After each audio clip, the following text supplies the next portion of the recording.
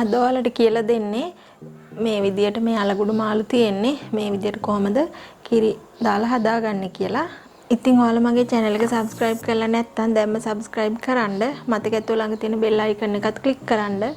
ඕගොල්ලන්ගේ රසවත් අදහසත් පහලින් comment කරන්න. එහෙනම් අපි වීඩියෝ එකට ගිහිල්ලා බලමු කොහොමද මේ විදියට කැඩෙන්නේ නැතුව රසවත් කිරි මාළුවක් අලගුඩු කිරි මාළුවක් හදාගන්නේ කියලා. මේ තියෙන්නේ අලගුඩු මාළු කෑලි 8ක් තියෙනවා. ඊට පස්සේ මේ තියෙන්නේ පොල් බෑවක කිරි. ඊට පස්සේ දෙහි කෑල්ලක් ඕන සේර 20ක් තියෙනවා. සුදු ලුණු බික් 4-5ක්, ලොකු ලුණු කෑල්ලක්, කරපෙන්චයිති 2-3ක් තියෙනවා. ඊට පස්සේ මිරිස් කුඩු ටිකක් ඕන, ගම් මිරිස් කුඩු ටිකක් ඕන, කහ කුඩු රස අනුව ලුණු ඕන. ඊට පස්සේ අපිට ඕනේ මේ විදිහට බැදලා මේ පොඩ්ඩක් කොටාගත්ත උළුහල් මේ තියෙන්නේ අමු 3-5. මුලින්ම අපි භාජනයක් ලිපේ තියලා ඒකට තෙල් චුට්ටක් දාගන්න ඕනේ රත් වෙනකන්.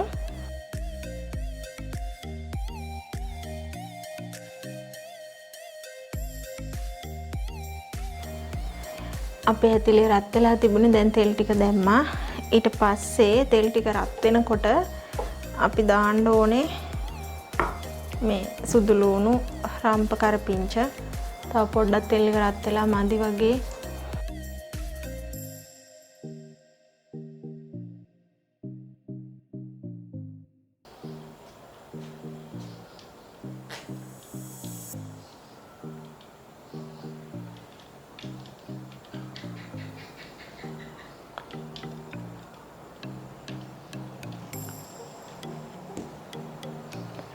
හරි දැන් අපි දාගමු අපේ මේ කපාගත්ත මේ දේවල් ටික සේරම.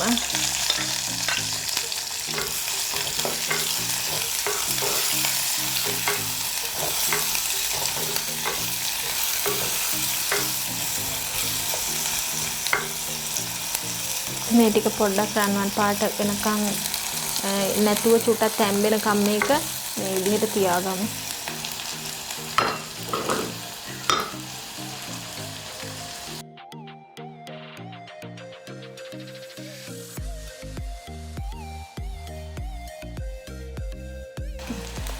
දැන් මේ විදියට මේ තැම්බිලා තියෙන්නේ. අපි මිරික ගත්ත කිරි ටික එකතු කරගමු.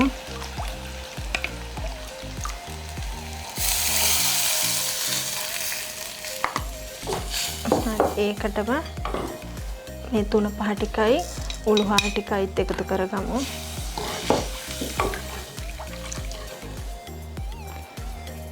ඊට පස්සේ කහ කුඩු ටිකක්, මිරිස් කුඩු ටිකක්, ගම් මිරිස් ටිකක්, ලුණු කුඩු අපිට උමනා තරමට පස්සේ දාන්න පුළුවන්. ඒ නිසා මුලින් පොඩ්ඩක් දානවා. දාලා ඔය විදිහට හැඳි ගන්න අතරේ අපේ මාළු කෑලි ටිකත් අපි එකතු කරගමු.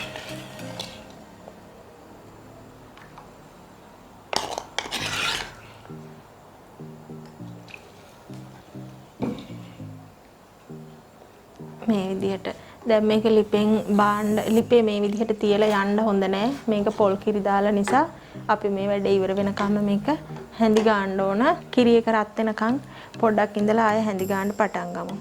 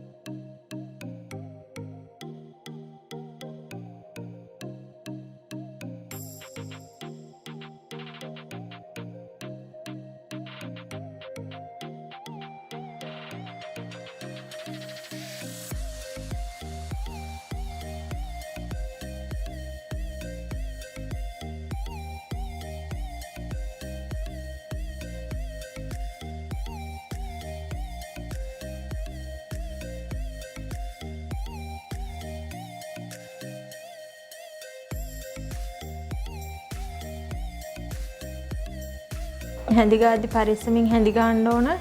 මාළු කෑලි පොඩි වෙයි. දැන් නම් නෙමෙයි තව චුට්ටක් වෙලා යනකොට මේක මාළු කෑලි මෙලෙක් වෙනවනේ. ඒ නිසා බොහොම පරිස්සමින් හැඳි ගන්න ඕනේ.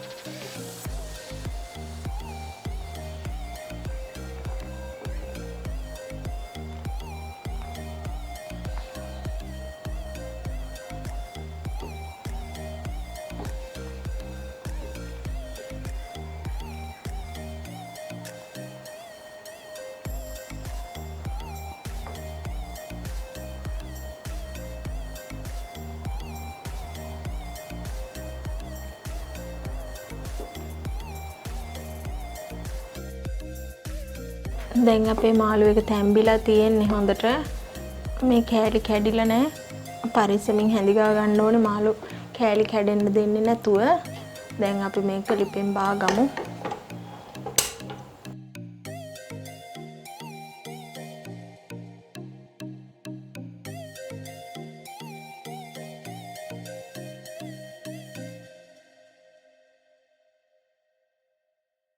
ලිපෙන් බාගත්තට පස්සේ ඒ ගමම්ම අපිට දෙහි එකතු කරන්න බෑ. චුට්ටක් මේක නිවෙනකම් මේ විදියට හැඳි ගාලා ඊට පස්සේ අපි දෙහි ටික එකතු කරගමු.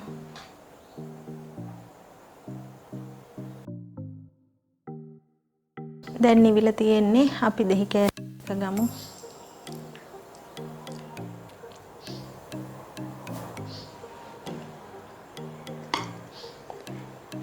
ආයි පරිස්සමට චුට්ටක් කලවම් කරලා කෑමට පිළිගන්නවන්න පුළුවන්.